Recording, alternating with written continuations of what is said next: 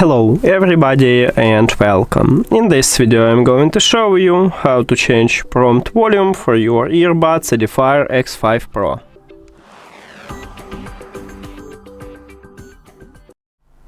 You have to start by open EDIFIER CONNECT application, and if you add your earbuds to the app you will see the same menu.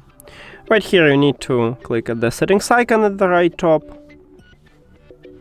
And at the fourth line we have prompt volume. Click on it.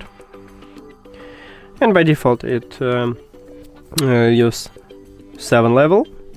And you can increase it by... also I recommend it to put your earbuds to your ears to hear these changes.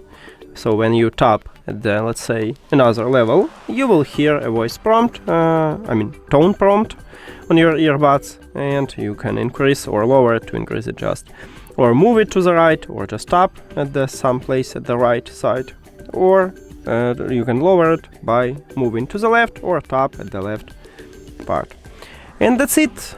Thank you for watching this video. If you found it helpful, please consider subscribing to the channel and leave the like on the video. See you later!